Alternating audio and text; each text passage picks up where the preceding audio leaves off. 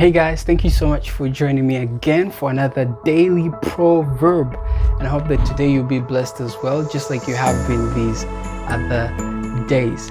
There are proverbs. You know how you're a pro at something. It could be editing videos like some people, or it could be, anything. But for you to be a pro in life, you need to have the word of God in you. There are some principles that you need to have, otherwise you will not truly be successful in life. So what are these proverbs, pro tips, if you will? Well, we talked about the need for wisdom. We talked about how the fear of the Lord is the beginning of wisdom. And for the first 2 episodes, I was encouraging you guys to, get wisdom, get knowledge, get understanding, love instruction.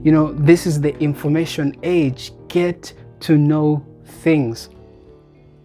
But why am I encouraging this? Or why do these proverbs teach this principle that you need to know? You need to get wisdom. In fact, Proverbs chapter 4, which is where this episode is based on, talks about the need for wisdom. It says, wisdom is a principal thing. Therefore, get it. Get wisdom. Get understanding. It's very important. It's like the foundation of all things. Get wisdom. But why? Well, Proverbs chapter 4, and I encourage you guys to go and read it, says, there are many reasons why you need to get wisdom. Number 1, it will give you life. It will give you, of course, wisdom, but then also it says the wisdom will preserve you. It will make sure that your paths are straight, and when you run, you will not stumble. What all these figures of speech really mean is that wisdom will make your life better, simplified, than if you don't have wisdom. So if you want your life to be better, simplified, smooth, or if you want your life to be, a meaningful life, then you need to have wisdom. You need to have wisdom. But that's not the only reason why you need wisdom. In my thinking, the main reason why you need wisdom, the main reason why I feel, I need to encourage you, or even myself, to, find wisdom and study the Word of God, which is the source of wisdom, is because of what Proverbs chapter 4 says, and that's the title for this episode: the way of the wise versus the way of the wicked. Interesting, right? One thing that surprised me today as I was looking at Proverbs 4 is that the opposite of wise is not just fool. The opposite of wise is wicked. They're like, wait a minute, how did you get to that conclusion? It's really interesting, because when you reject wisdom, then by default, the only way left is wickedness. If you don't want knowledge, then the only other way left is anything that's against knowledge, ignorance. But Proverbs chapter 4 made this very clear to me. The beginning of Proverbs 4 says, "Hear ye children the instruction of your father, and attend to know understanding. For I give you good doctrine, forsake ye not my law." Verse 4 is important. It says, "He told me also and said unto me, let thine heart retain my words, keep my commandments, and live." You see, the reason why the opposite of wisdom is wickedness is because wisdom comes from the law. And when you break the law of God, you are wicked. So the wisdom of God is found in His commandments. The wisdom of God, if you read the book of Psalms 119, and Psalm and Proverbs are really books that really, talk to each other, or that complement each other in a way.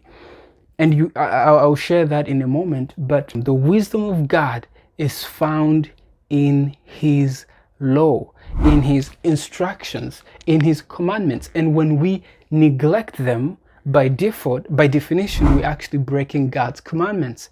And breaking God's commandments is what constitutes sin and wickedness. And so the opposite of wisdom is not just foolishness, but is also wickedness. If you read Proverbs 4, for the most part, it's telling us, especially from verse 14, it says, enter not into the path of the wicked. Do not go in the way of evil men. And we know that the world is filled with wickedness right now. There's violence, corruption, sexual impurity, all these things. The book of Proverbs is teaching us to avoid these things. So be careful what you see, be careful what you hear. Avoid the evil path, the way of the wicked. Verse 15 says, avoid it, pass not by it, turn from it and pass away. And then it continues to say all these evil things that the wicked people do. And as I was reading this, the only other scripture that came into mind was none other than Psalm chapter 1. It says, blessed is the man that walketh not in the counsel of the ungodly, nor stands in the way of sinners, nor sits in the seat of the scornful. Wait for it, but his delight is in the law of the Lord, and in it doth he meditate day and night. And then it contrasts the way of the wise and the way of the wicked. It says, but the ungodly are not so, but are like the chaff which is, driven away. And then in conclusion, it says that God will destroy the way of the ungodly, but God knows the way of the righteous and he will save them, just to paraphrase. So go into the right way. It may not be the easy way, but go into the right way. Remember, there's another proverb, I think we'll talk about this later, that there's a way which seems right to a man, but the end thereof is destruction. So choose the right way. Do not go into the way of the wicked. Anything that is contrary to what God says will not profit you, will not make you prosper in any way. But if you delight in the law of God, in the things that God says, in his wisdom, which is really his law, then you will prosper. And I think this is very important because when you look around you, you see that there's a conflict between good and evil. And these two things are always fighting. See, there's the way of God, the way of wisdom, and there's the way of the wicked. And these ways never meet. They are contrary one to another. One is the narrow way, the other is the broad way. Why is it narrow? Because it's contrary to our thinking and we have to adapt into it. We have to lean not to our own understanding, which is not easy. We have to do things that are not of our nature. We have to learn other ways. We have to seize our own ways which are wicked and learn something new. And so this is the real controversy between good and evil. And what the proverb is saying, you know what? You have to pick your side. Pick your side. Are you on God's side or are you on the devil's side? If so, you have to prove it in your works.